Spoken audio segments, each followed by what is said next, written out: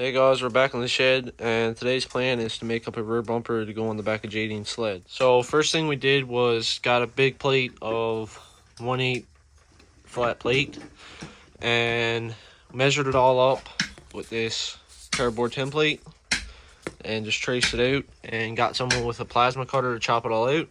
So now we got to grind it all down and make it look nice. And we got some 1-inch square tubing. It's 1/8 wall. And we're going to make up a bar that comes up above his tail lights, so then he doesn't have so much drag. But we're trying to get it so that then it comes just out past his tail light, the smallest bit, so if he does a wheelie, he doesn't rip off his tail light. And we got all the rivets drilled on his tail light here now. And looking at the back of it where a snow flat mount was, he has the aluminum all cracked here. So right where this black line's at, we're going to chop all that off. And then chop off his tail light, or chop off the plastic here right above the rivet holes, and put a small rivet on both sides right here, and then he'll still have his two top spots to mount it on, so the tail will be stuck on there plenty of good.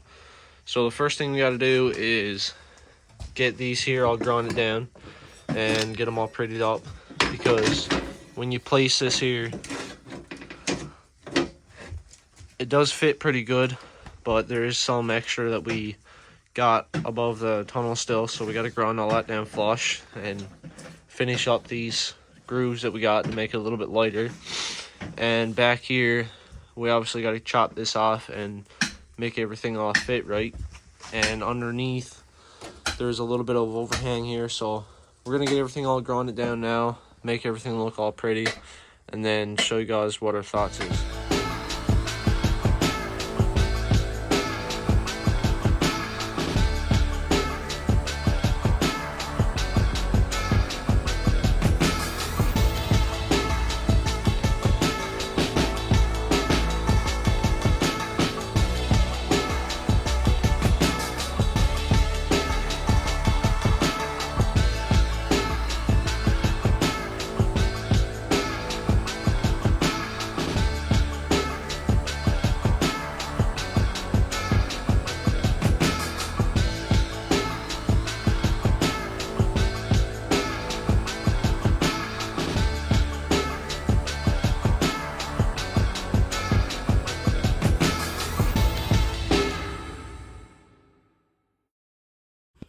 So I just chopped off the little piece that we needed to chop off of the plastic and the aluminum back here.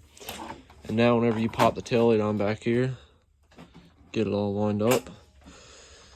It's perfectly on there. Another space right here, I put a rivet, or even up here on the edges, so that's what we'll probably do. So then it's put one here and one there.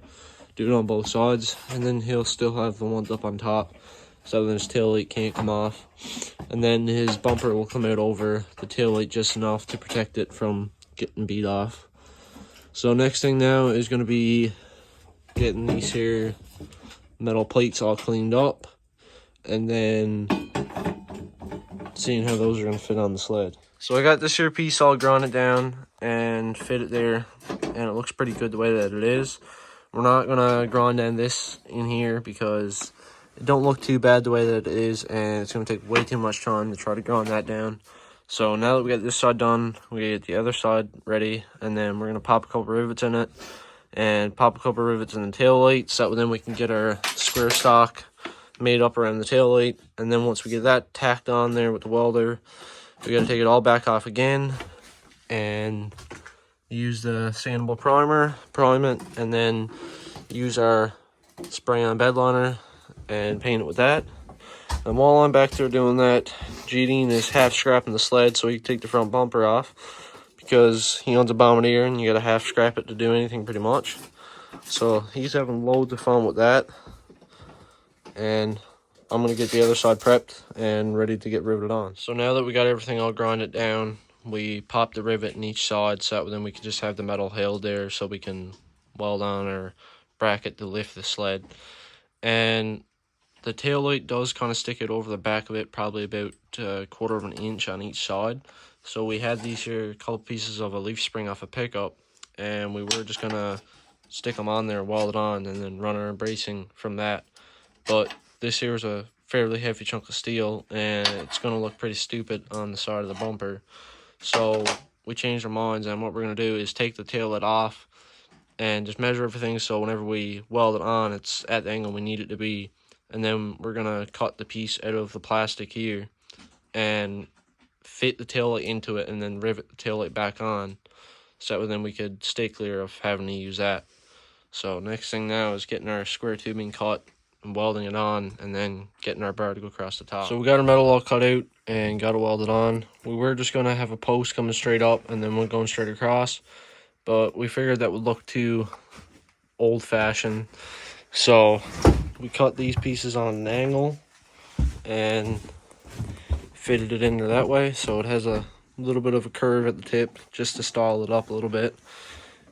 And next thing now is going to be getting some more holes drilled out for the rivets, and then drill those 2 back out and pop the bumper back off, and then slap some primer onto it and then paint. So let's get to doing that. So the bumper's off and looks pretty sick. Next thing now is just get it hung up to the ceiling and then slap some paint on it. So we're gonna get the sled moved out of here now and then hang this thing up and give her a nice fresh coat.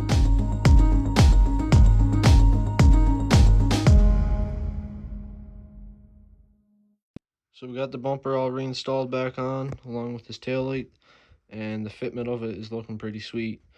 He still needs to get another 2 rivets put into it, and then it'll be completely done. But we had to cut his tail light to fit around these posts on the side, and then we just popped this tail light in through this way and then riveted on here.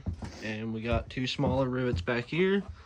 And you might think that these are little small things aren't going to do anything, but they are actually on there really, really well. And we tried to get the bumper so it came out past his tail light a little bit, but it's kind of inside his tail light a little bit, so he's definitely not going to have any bit of a drag like he used to, because his old bumper used to stick out to like here, so now it's in like 6-7 inches, so that's going to make it a lot better. And he's not going to crack up his tunnel because it's reinforced real well compared to his old bumper just being a 2-inch piece that went up there. Now you got this wide plate the whole width of the tunnel, so that should work out mint. Next thing is popping his track on, so stay tuned for that. Like and subscribe, and stay tuned for more videos.